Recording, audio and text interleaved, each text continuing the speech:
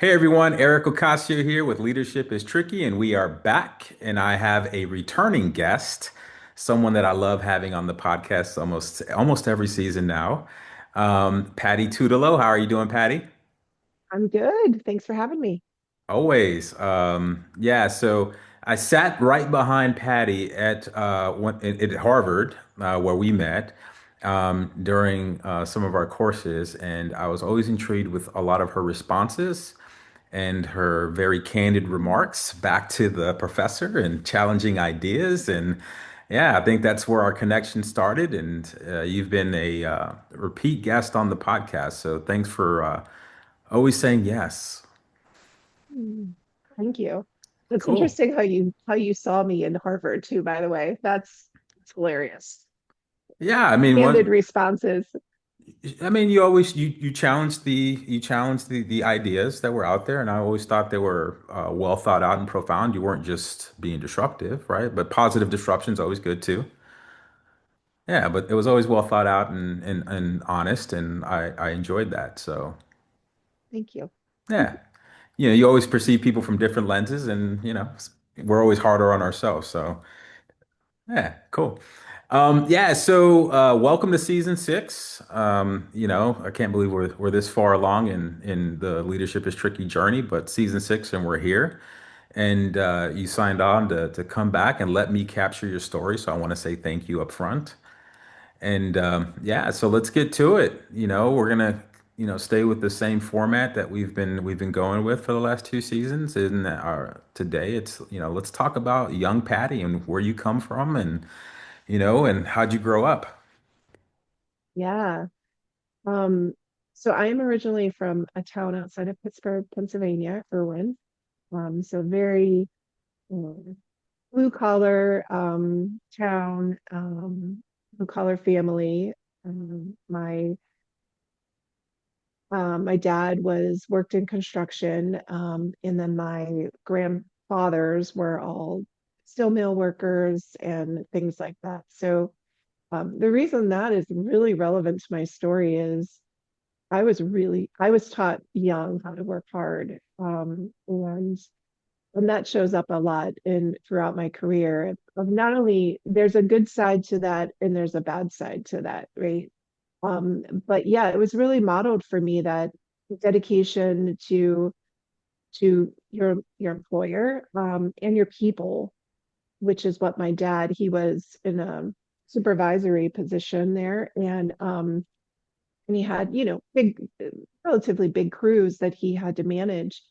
And I always, he taught me a lot about leadership growing up and just more so from the standpoint of how to care for your people, um, from more of a safety standpoint and a person standpoint, knowing who they are and things like that. So that was my dad. My mom, on the other hand, she stayed at home and raised us. There was three of us growing up, so I was the youngest of three daughters.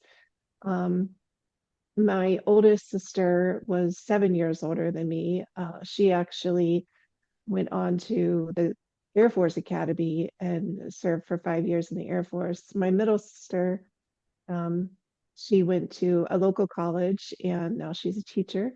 Um, so we all kind of did a little bit different routes. Well, my oldest sister and I were very similar with military service, but we didn't really have a lot of military in our family, which was interesting. So that piece was not really relevant in my life growing up. But one thing I did really early on was started playing basketball. And that was because of my sisters. So my oldest sister showed up at the gym one day.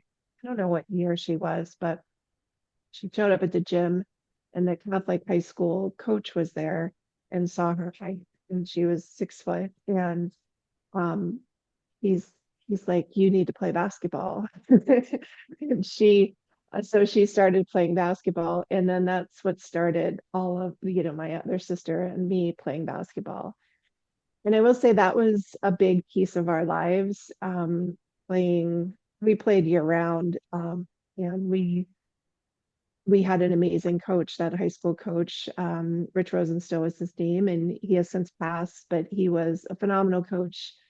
I was actually telling my daughter the other day about about his coaching style. And I said, he wasn't always appropriate. And he didn't always like say the kindest of things.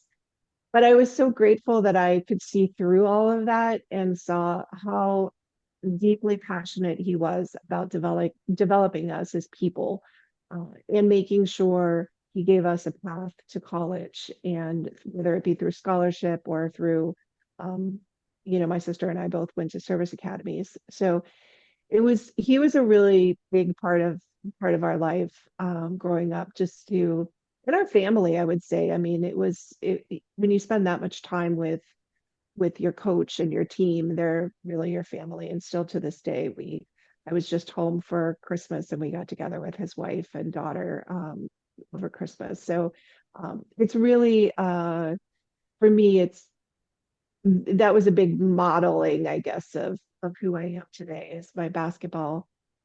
And So I think the question now though is like, do you still play basketball? oh no, I know I see all your basketball stuff in the background. No, I don't. It's so funny. Well, it's interesting. So when I was a junior in high school, I said to I was burned out because I started really young, Mhm. playing. And not only was I young, but I was playing. He would pull me into, I think, at 12 years old, no, at 11, he would pull me into the high school games during the summer seasons and play, even though I was so young, I was terrible, I was small. But he just wanted to develop me very early so that, by the time I got to high school, I could actually play and contribute. Well, because of that, I started burning out when I was a junior. And Mm, I said to my mom, I said, I want to quit. And she sat me down and she said, we have two options. Either you could quit basketball and work at a place like McDonald's to get yourself through college, mm. or you could play basketball, which is about 2 hours a day worth of work, and get a scholarship to a college, and they'll pay for it. And so the decision, I had to make that decision as a junior, and I decided to stay with basketball. And interesting enough, I chose a school where got me into the school, no doubt, because my academics were not great in high school. But it got me into the Coast Guard Academy. But one of the pieces of that was I didn't have to play once I got there. Mm. So, I was not obligated. I wasn't on scholarship. I was just a member of the Corps of Cadets. So, but interesting enough, I ended up playing actually 4 years and then a year at prep school basketball. But I think something changed in that I wasn't just I was playing for me and I was playing for my friends. At Mm. that point, that was my social life. So, I stuck with it. So once I graduated, I never played basketball for years, actually. I didn't do any adult leagues. I never really played. Now and then I'd play pickup if the guys on the ship or whatever wanted to play, but I coached a little bit since then. But for the most part, I I'm not a big basketball player. I do love some March Madness though. Right. I Gotcha. absolutely love March Madness, but yeah, not playing much. Yeah, so I played from like age 8 until 27. So I played at, various levels of basketball, throughout my life. And I stopped playing at 27, like competitively, and then, rec league and all of that. Maybe the last 15 years, I haven't really like picked it up. But, every now and then, the young guys at work, they want to call the old man out, and I'm like, okay, let's go ahead and go out there. So I went out there a few weeks ago, and I will tell you, my legs still hurt. Um, yeah, when they say as you get older, you don't recover as fast, it's true. But I'll tell you, basketball and the coaches in my life have left a profound impact on me and my leadership skills and ability. And to your point, I think probably back in the, you know, 80s and 90s, the tone that they would take with us probably wasn't appropriate. But there were a lot of lessons, to be learned in those interactions and how much, community and the game itself of how beautiful the game is about contributing and taking care of one another and attention to detail and when it's all on a string and you're moving together and you're working as a cohesive unit, how beautiful the game can be and how that leaves a lasting effect on you. And yeah, even to this day, I watch a basketball game and I can always tell which teams aren't good and which teams are going to be great based on what I'm seeing out there and how they're interacting and how the ball is moving and and the plays that are put in place because the coach sees everyone's skill sets and competencies, moving in unison. And I'm a big Spurs fan too, so like, the days of like Greg Popovich and those great teams that they had in the early 2000s, and seeing how they used to play. And yeah, so when you said basketball, you saw me kind of peek up, and I'm like, oh yeah, now you're speaking my language. So I'm pretty sure there's plenty of people in the audience today that are listening right now that can attest to how sports plays a big role in leadership and discipline and just the beauty of it. How they just gravitate towards the game. And yeah, so thanks for sharing that. Yeah. I had no idea that you played that long. That's amazing. Like, wow. Yeah, and if Um, in fact, when we were in school, I would go out to the basketball courts there and play and give those guys buckets out there. But um, I love that. yeah. I just want to mention one thing that you said because I've been reflecting a lot about this lately. I have a Substack and I wrote a Substack about this very recently. And that's the piece about seeing the players as individuals first and what their skill sets are that they bring to the team, Mhm. and then getting them to work in unison. Because when I was with my coach's wife, this really came out for me because we were telling all the funny stories of all the stuff, the crazy stuff he used to do. But one of them was, um, well, not crazy. This one isn't crazy. This one's just being a really good leader. One of the things we had this girl, Mary, on our team, for example. She was a little 5 foot, 5'2" maybe, um, little girl, right?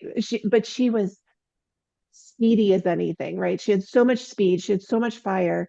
And whenever the momentum started going a little bit stale or not in our favor, he would put Mary in there and she would harass that point guard like you wouldn't believe, steal a few balls and just like ignite that, that fire in all of us again. And then maybe pull her out. He wouldn't, leave her in for the entire game or anything. She was really our spark plug. She was the Hmm. one to go in there and ignite that change. And so when I was reflecting upon that, I thought, imagine imagine a world where every leader saw all the unique skills that people bring, what kind of teams we would have, Hmm. and really exploit those. Like you don't want me going up there and playing defense on that point guard. It's on the taller side and maybe a little slower side. But the point being is like I was really thinking about that a lot and how much more effective we can be if we just saw each person from what their awesome is and really exploit that to the and they would be happier. Everybody would be happier because they're doing exactly what their skill set is. So I just wanted to add that because that's the thing I've been thinking about a lot lately. But I think that's a skill, right? That's a skill in leadership to be able to tap into people's superpowers, right? And then allow them to exercise that. I think a lot of times as leaders, we might have moments where we might feel threatened by people's superpowers and we hold them Yeah. back, right? Sometimes it's just like let them go, let them go be great. And then typically a lot of folks like self-organize within teams based on their superpowers. And you might have a little bit of conflict, but conflict isn't always bad. It's having that, discourse in the workplace. But I think it takes a confident and very perceptive leader to Mm, see what those superpowers are and allow people to go be great. yeah. And it's just unfortunately not leadership isn't found everywhere, right? People that are actually Yeah. tapped into the activity of leadership isn't everywhere. It's there's a lot of managers, right? People that get hired to go do a job to get some outcomes and results. But leadership is like inspiring and tapping into those superpowers of people, to get maximum results and effectiveness. And that's it's not seen everywhere. So if you see a leader out there that has that ability, latch on and Yeah, appreciate it, you know? All right. totally, So totally. so you move on to service college, right? So how was that experience while you were a cadet? Yeah. So I would say if I could back up just one thing, one Mhm. big thing that happened in my life when I was graduating, just about 3 days before graduation, I actually had a really bad bicycle accident. Mm, And that I ended up having exploratory surgery on my abdomen, which is basically where they you open and see what bleeding inside and then put you back together. And the reason I'm so graphic about that is because that happened about 2 months before I had to report to my military training, indoctrination training at the Naval Academy Prep School. And it's almost an impossible timeline from the standpoint of to physically recover from something like that. But just real quick, in case anybody's curious what the accident was, because I'm often asked that. I was on a trail, the C&O Canal Trail in West Virginia, and they have bridges that don't have railings. They just have little like mm, railroad ties as curbs. And I went to move and I fell basically off to the side. And it was a weekend trip, so we had a lot of gear on our bikes, and the momentum and I fell over the side of the bridge and went into concrete. But I was wearing my helmet, so please, bicycle safety, please always wear your helmets because it definitely saved my life. But the fall was all in the brunt of the force was all in my abdominals, so that I lost my spleen. mm, But fast forward, I had to recover very quickly from that accident. And one of the things while I was in the hospital, the doctor said, you got to stay in the hospital 7 to 10 days. And I didn't believe him. I said, no, I got to be at graduation in 3 days. And he mm, said, no, 7 to 10 days. Well, we negotiated and I got out in 5. And and that's my journey of understanding the power of the mind over everything else. I had it in my mind that I was going to be out of there soonest and I was going to be able to report to the Naval Academy Prep School in 2 months, despite having no abdominal muscles. I It was the first time when I really just understood that, and that learning of that concept of mind over matter was something that to me going throughout my entire career. No matter how hard things got, um, we can overcome them. And because that day I could have easily died, uh, mhm, easily. If my neck had hit a certain way or something different, I would have been gone. Or I could have bled out had I not gotten medical care quick enough. So it was almost a second chance at life that propelled me onto this path of you only get one shot at this. mhm, So what are we going to do with it? And so I got myself into really good enough physical shape to survive that first year of military training, I guess, at the Naval Academy Prep School. And then from there, I went on to the Coast Guard Academy for another 4 years. But yeah, so I don't know. I'll pause there. But is that what we're looking for? No, I mean it's I think it's important to one, thanks for sharing your traumatic experience, and I'm glad that you're still here and you didn't take a different path. But um, we were talking before we came on, and one of the things that I had mentioned, right, it's about writing your chapter, right? Because you said coming out of that traumatic experience, it kind of gave you a second perspective on life, right? So what are we going to do with it? And for those out there, if you do get a second chance, right? Because most of the time we quite frankly will waste the first one. And it always takes some type of trauma or some type of moment in our lives that makes us wake up and realize that we're probably not maximizing our opportunity on this earth. So you get one shot at writing your chapter, so make it a good one. So yeah, I mean, one, thanks for sharing. And you're right. I think the mind over matter thing, it's really big. I mean, so I was in the military as well. So, you go through basic training and you go through, all of the military training and exercises. And, a lot of times you're deprived of sleep, you're physically exhausted, you're tired, but your body will do amazing things. And you can do amazing things if you just put your mind to it. And I know it sounds cliche, but really, like if you can think it, you can do it. Yes. Um, right? Now Yeah. 100%. you might not do it as great as everyone else, but you can do it, right?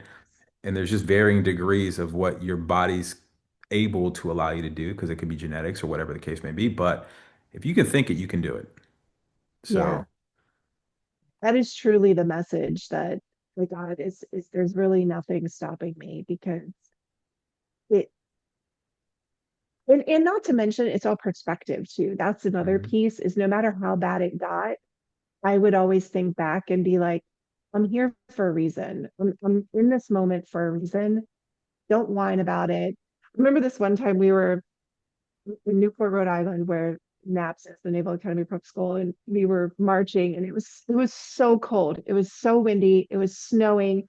It was awful, and there was no such thing as snow days at that place. At least I don't remember if we ever got one, but it was coming down pretty good. It was horrible conditions, and we're marching. Like seriously, why are we marching in this nonsense, right? So we're marching to school, and I remember you're not supposed to talk where you're marching, but again, that's part of my rebel spirit. So I said to my friend who was marching beside me, I'm like, let's just pretend for a minute we're on a beach right now and we're, absorbing the sun. And I went through very big detail about all the details of this beach as we're walking to class.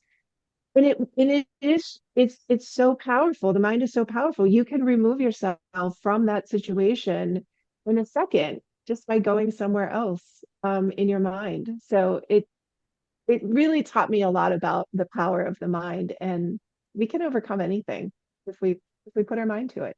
So yeah, go to the beach in your mind. yeah, but even you asking the question like, why are we marching and stuff, so you can have this story. How about that? Yeah, yeah, exactly, exactly, Yeah. exactly. Cool. All right. The So moments that define us.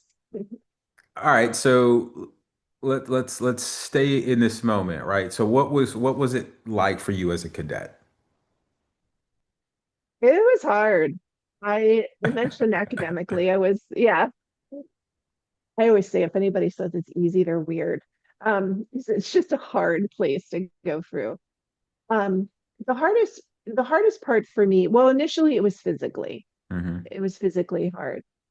Um, but for me also, academics were really difficult. I wasn't one of those people that loved being a student. Or I love learning, but I didn't Hmm. love the rigor of like how much academics we were doing and how tough they were on top of your sports, on top of your military, on top of your physical fitness standards, all of that stuff was just very, very difficult for me. Um, but it was a place where you get it done and you don't worry about necessarily getting the highest grade, or for me anyways, I was like, I just want to graduate. Um, Hmm. I went into that situation not thinking I was going to graduate because of my grades in high school. It was so bad that graduation day, I said to my mom, I get out of the car and I said to her, I said, I don't think I'm going to graduate. I still don't believe I'm graduating. And she said, she, I said, maybe I'm going to like, I don't know, something's going to happen that I'm not going to walk across that stage this afternoon. And she goes, Patti, he's like, what do you think's gonna happen? She's like, the sun is shining. There's no lightning strikes possible. She said, the president is your speaker.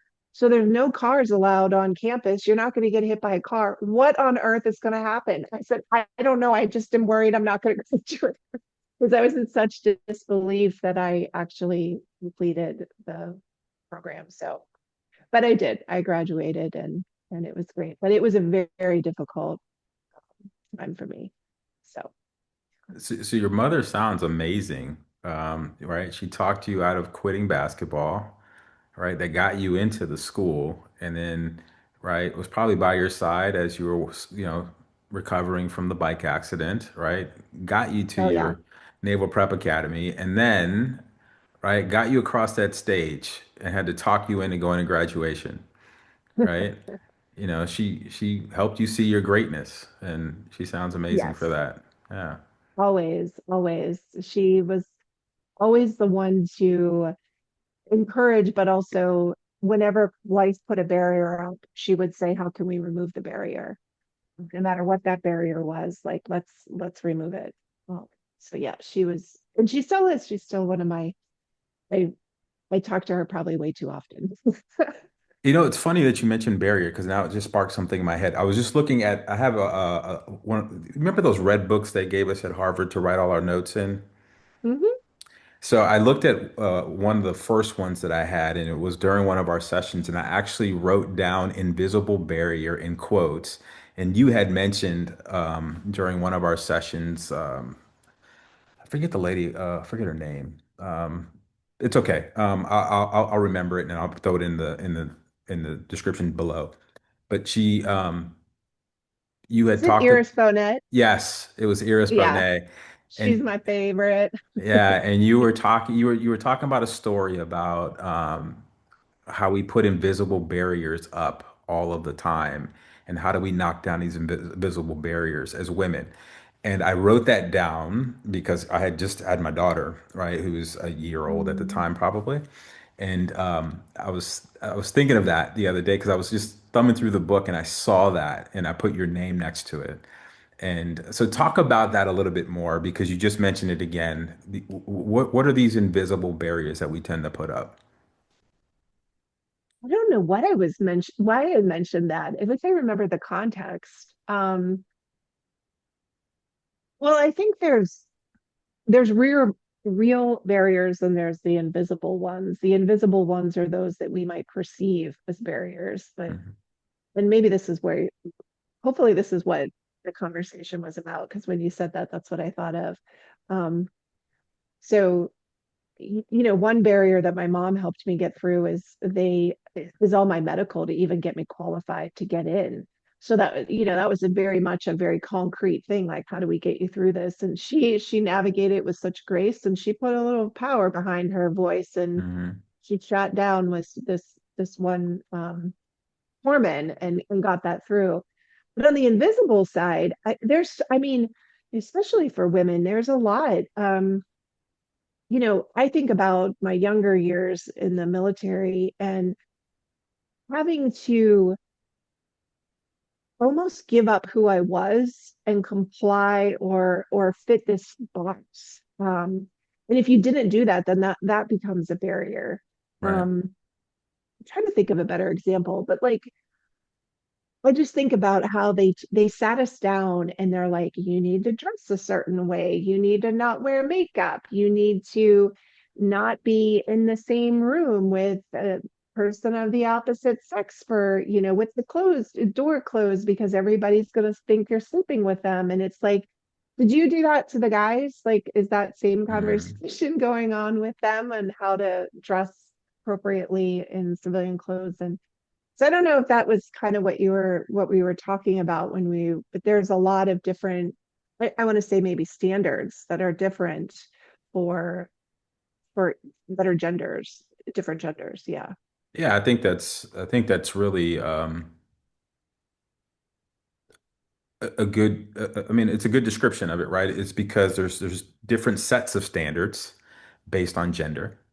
And one of the things that I have two daughters. One of the things that we talk about, and I keep trying to tell them is, um, you're just as good or better than your male counterparts, right?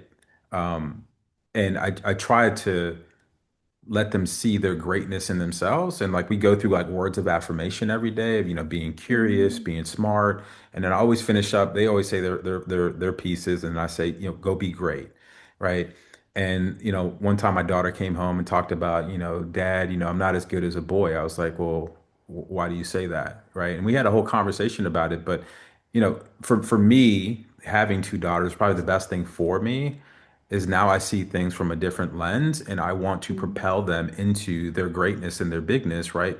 To let them know that they're just as great or better than, because quite frankly, we're okay, right? But women bring us into this world, and we should be celebrating women and not setting these barriers, these barriers up, to keep them from being great. So I think it's just probably our way of projecting ourselves on society, and to make up for our inadequacy as men, right?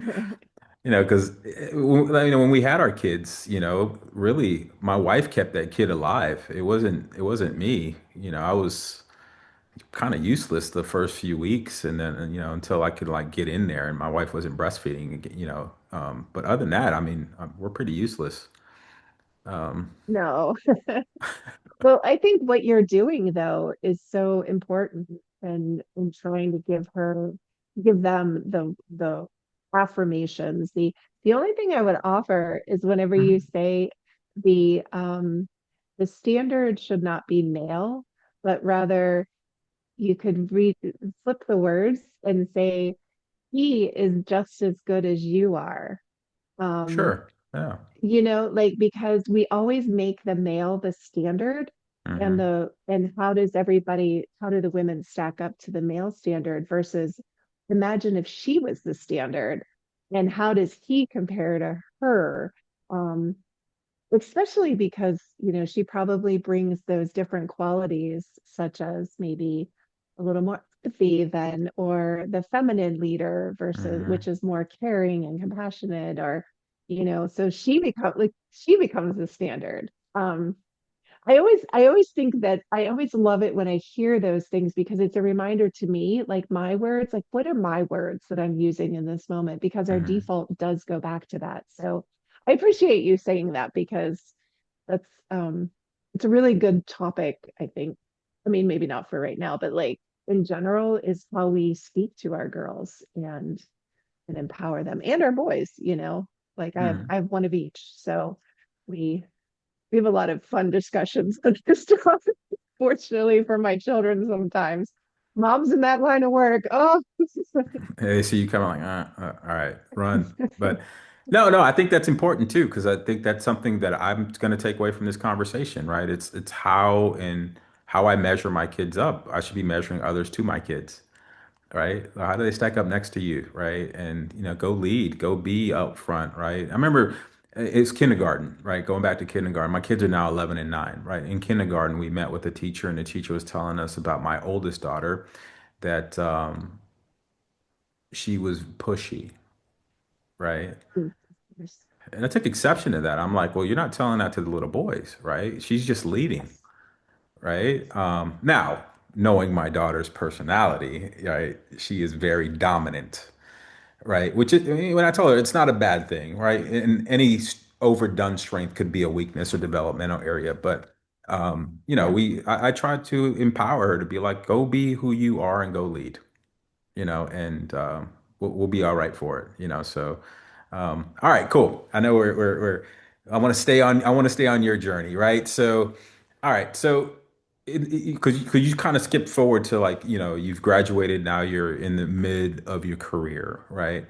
Let's just talk about what were some of the leadership challenges that you faced? Maybe, pick one or two, and then let's kind of like, pull the string on it. Yeah. One of my biggest leadership challenges I had during my entire career, and something that I've talked about a few times was um, I was a JG, so a lieutenant junior grade O2 in the Coast Guard, and I was back at the Naval Academy Prep School as a committee officer. And while I was there, I had one Monday morning, I got into work and I got a call from a student's father who said he believes his daughter was sexually assaulted over the weekend. And so at the time, we did not have restricted reporting. Anytime you heard a report, you had to follow the policy and the protocols. And so I took the report and started doing, everything that is necessary as far as response, including like getting medical and notifying my supervisors, getting medical involved, NCIS for the Navy side. And um, so what happened though was the commanding officer at the time um, was trying to cover it up. Mm, And you know, as I was about, trying to get her in the medical, and he would be calling ahead and pre-briefing them that, this didn't really happen. I don't know what he was saying. It doesn't matter for the point of this conversation, but it was so bad. And he was an '06, I was an '02. hmm. And I said, what am I going to do with this? And so I remember sitting in my office and I called down to the Naval Academy and I talked to the sexual assault response coordinator down there and I said, I'm going to get fired for this, but I'm going to call out my boss. And I said, he's trying to intervene in the wrong way for this whole thing and cover it up. And he's not following policy and bringing it back to my mom. So I hung up the phone with that person, called my mom in tears, and I said, I can't believe my career's over. I'm an O2 and my career's over because I just ratted out my boss because he's not doing the right thing. And he's like, well, that's okay. She was so great about it. Like, no matter what, you'll be fine. Like, don't worry Hmm. about it.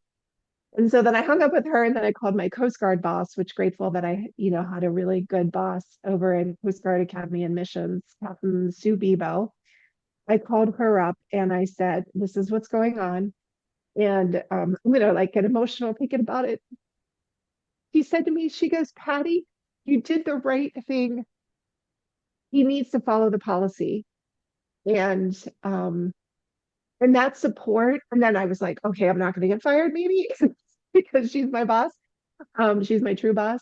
And so I was like, okay, I think I'll be okay. But it wasn't necessarily about me. It was more about taking care of this Hmm. person. But it was one of the biggest moral challenges I had by far in my entire career is I saw something right before me that was so wrong and I couldn't live with myself if I had done what I did.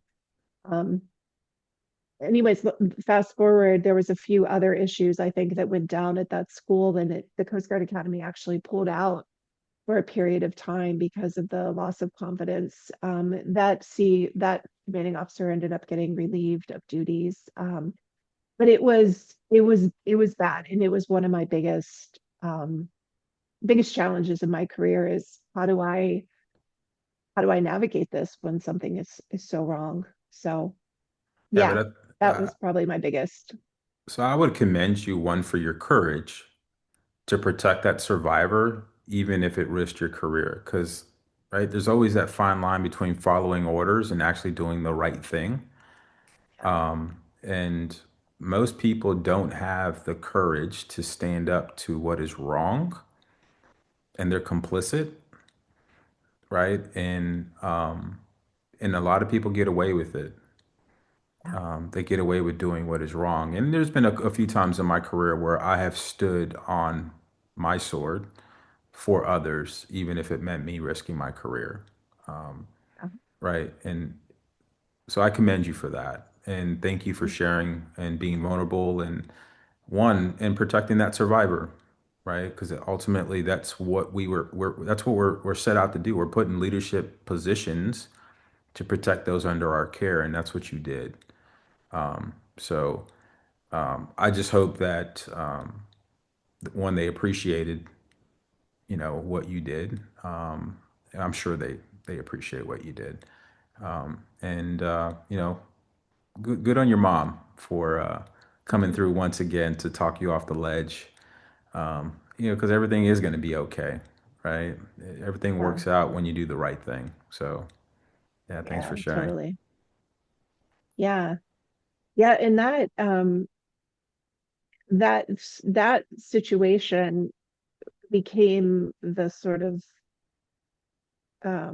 inspiration, I guess, or the pivot in my life to continue that journey.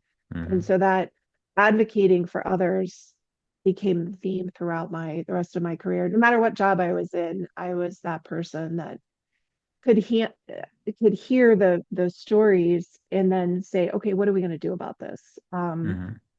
Going back to what you said at the beginning of the conversation about um, candid, I think you said candid responses to the teacher. That's what I did my entire career. I was that one that was just challenging all the time. How can we do this better? How can we look at things differently, but from a people standpoint? Um, because there's a lot of people that are great operators or great at mission execution, but who's Hmm. really caring about the people? And people when they're going through these tough times or whenever you see the inequities, um, that became the theme throughout my career was that moment in time pulled through. No, but it takes folks that, have that ability to be rebel talent to challenge the status quo. Because I mean, ultimately, what is leadership and learning, right? It's putting people in the unavoidable path of learning, right? And we only learn by pushing the status quo, right? Because, until something's happens, we don't know, that that's a learning opportunity, right? So when something happens, it takes those people in positions of authority that actually have the ability to lead, to challenge the system or challenge the status quo, and so that we can all learn from it, right? We can all take something away from it. So no, that's it's I wear it as a badge of honor because I'm one of those people. I don't believe that we should all just be stagnant and just do things that we did yesterday. I think we should be challenging ourselves every single day to be great, to actually follow our moral compass and our true north, and we should just be better, right? And if you say you're in a position of authority and you're a leader, so you have the influence and you have the leadership ability, you should pull that together and you should go disrupt the status quo to make things better for those behind us. So Right. yeah, so don't I know we threw it in kind of quotes, right? But no, I think it's one of the things that I saw in you that I thought was admirable was your ability to, one, take in the information, synthesize it, and challenge the idea that was being presented in a way that one was respectful, but also it was true, Yeah. right?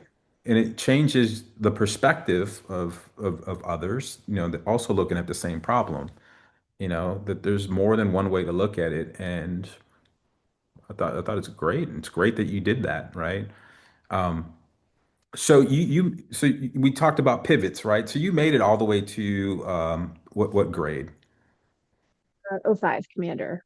So O5 commander, and then you pivoted, right? And you went, to civilian life, you know, right? So one, how was that transition for you? And then, why did you choose the line of work that you're in now? The transition was interesting, I would say. Um, I never fully felt inclu included. I don't know if that's the right word. I think for a lot of people when they leave the military, they're like, "Oh, but that's my identity Right. for so many years," and I didn't feel that way. It was it was my job, um, but I never felt like it was my true identity because I just never felt truly part of it Hmm. wholly. If that makes sense.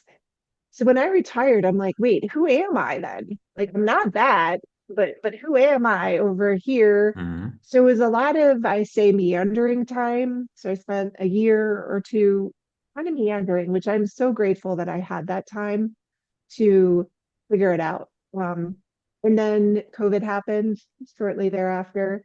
So I had additional time, a lot of time with my family in the house. But that during that time, I said, well, what do I want to do in my Patty 2.0?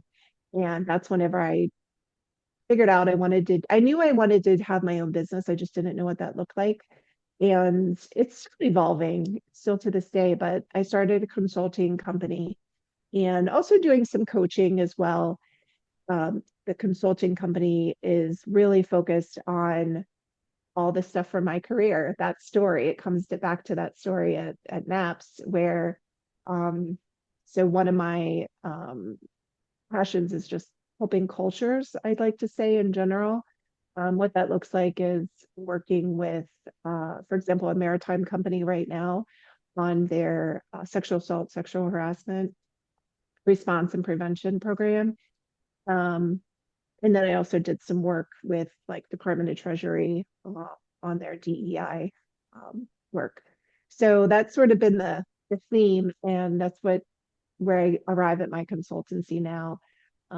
But I'm a little bit pivoting slightly again in the sense that I want to do more with workshops, organizations to get people to collaborate more, to um, be able to understand who they are as a person and really exploit that. Going back to you know, to the basketball scenario of what is each person's superpower, and then how Mhm. do we get that to make a better team.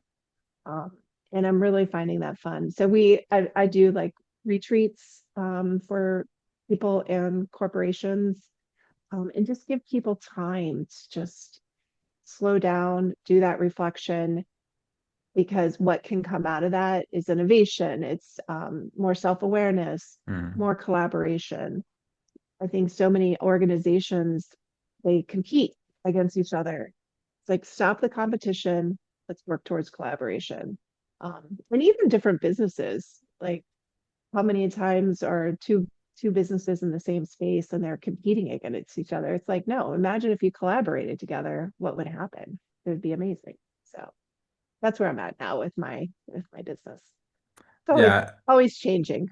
No, I mean, it's life, right? It's just constant change and it's constant growth and right, our mindsets change and our competencies get better and more refined and we see things a lot clearer and then it's time to do something else. And I think that's kind of where you're at. Because if you really hearing your story, right, it was a constant pivot, pivot, right? And it's always to something greater and more impactful for humanity really. I mean, one of the things that we talked about before on one of the previous episodes with you, you were doing women's circles and you talked about the power of the circle. Could you just elaborate, kind of where that's landed and what you get from that over the last couple of years since you've been on? Yeah, so I'm still doing those, still doing circles and also doing women's retreats. Super powerful for me and for everybody that attends. Um, and what it's really about is again taking that time to slow down and reflect on who you are.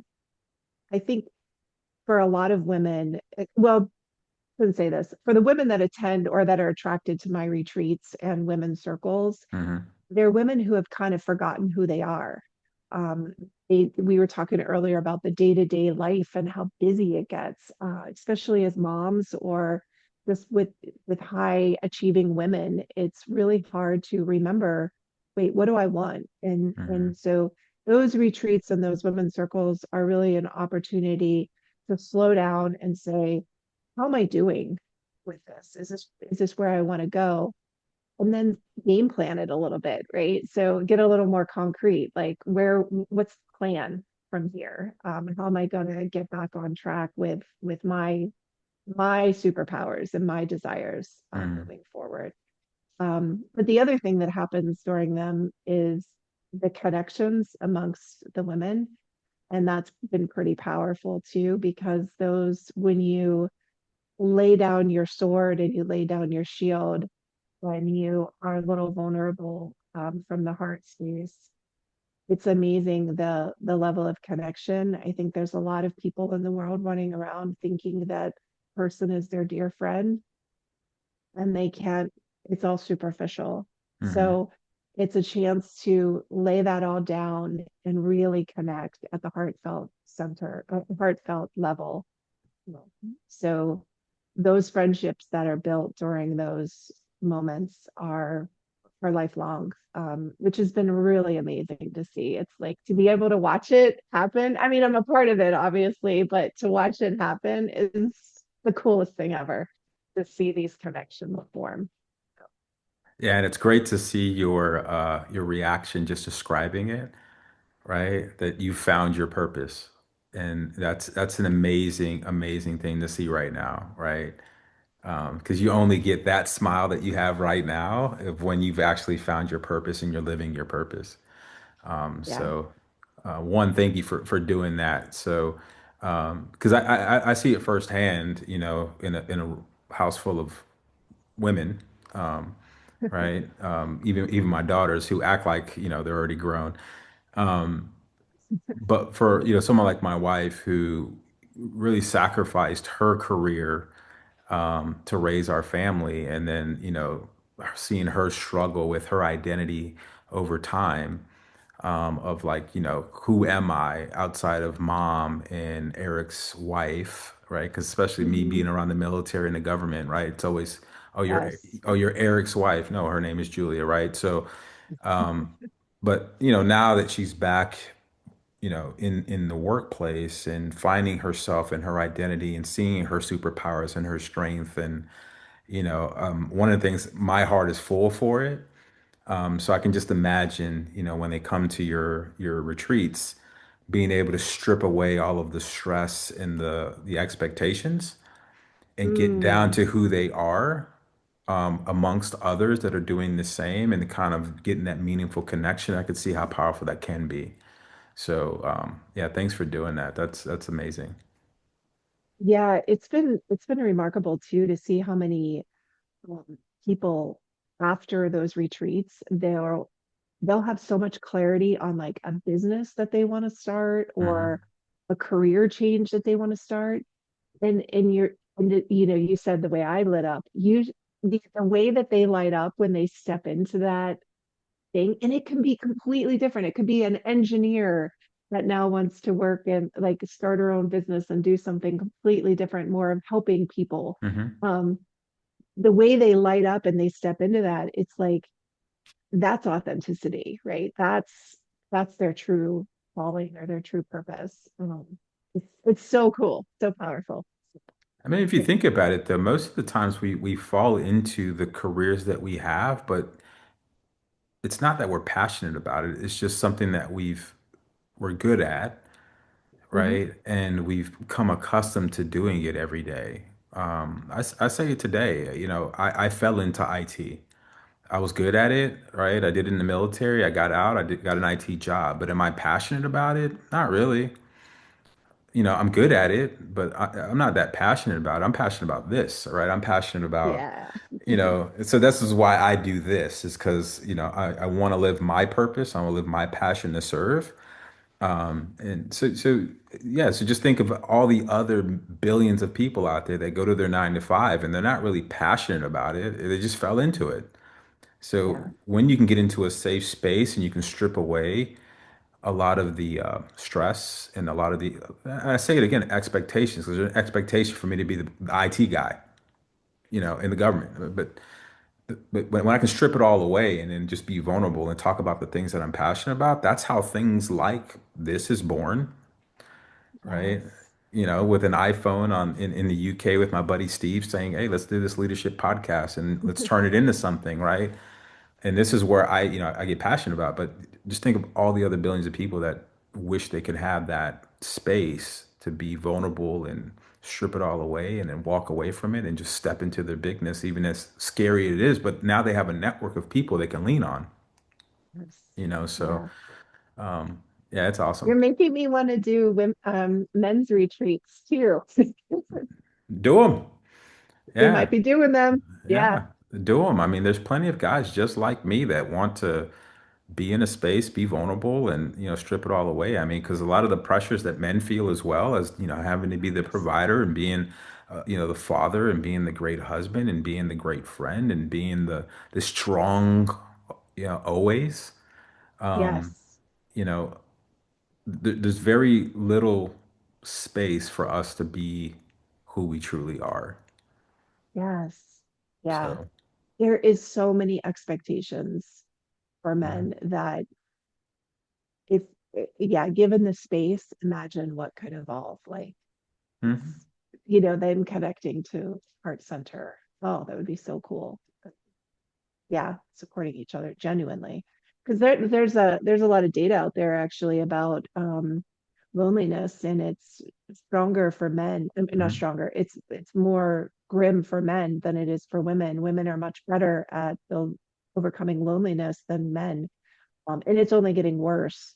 So again, that comes back to how do we get those genuine, deep connections to combat the loneliness, which I think 2 years ago they the Surgeon General labeled it as a U.S. epidemic because of the loneliness is so bad. So Yeah, I mean, I could tell you, even amazing. for me, and I'm being vulnerable now, is that even in a room full of people, I could feel lonely, and I feel it oft. Yes. I feel it often, right? Because depending on the setting, you can't be your true self, right? And there's no space for us to be our true self. There's very limited times where I can really be me and be vulnerable. And it's only with a couple people in my life, right? Because the expectations and the weight of the world is on our shoulders, Yes. right? And we have to be these different roles for everyone else that there is no space for us. Yeah. And it's just it's really a frustrating frustrating feeling of when you feel alone, even when you're around others. Yes. That's the thing, is it's not about being around people. Hmm. It's about the deeper connection, because you're absolutely right. You can be lonely in your marriage. You could be lonely in your family. Uh, yeah. Thank you for breaking that down. Yeah. Well, all right. I'm going to do it after this. We're going to figure this out. Let's do it, and you get all the I'm credit. serious. Yeah, I'll be a customer. Cool. All right, so here we are at the end. I'm gonna leave you with one thing. I ask all of the guests to leave us. If there's one nugget you could leave, someone listening, some young girl or young boy that's listening in, or some cadet or a survivor or someone that's listening to this today, what's the one thing you would leave them? Probably be you, 100% be you. And if you're not in a place where you can be you, try to find a place where you can be you, where the whole you is appreciated and really supported and celebrated, because there is a place out there for you. 100%. So find your tribe, folks. Um, Yes. All right. So I just want to thank everyone for tuning in. So if you're a repeat listener of Leadership is Tricky, I thank you for tuning in and being part of the faithful almost 500,000 people that have tuned in. And then I really want to thank you, Patty, for coming on and supporting the podcast over the years, and just being part of my tribe. So I know we don't meet in person, but virtually we've met and we stay connected on LinkedIn and through messages and all of that over the years. So I appreciate you coming on and just being supportive and sharing your story. Thank you. Thanks for giving me the platform to do so. Absolutely. Anytime. So we will have you on again. So just to keep up with your journey and everything that you're doing. So for those that are on YouTube, go ahead and subscribe below. We're going to leave a link to Patty's website. So if you're looking for consulting services, if you're interested in the women's circles and retreats and her consulting services, the link will be below. And if you're on Apple Podcasts right now in your car, drive safe. Thanks for tuning in, and we'll see you on the next episode. All right, signing off here.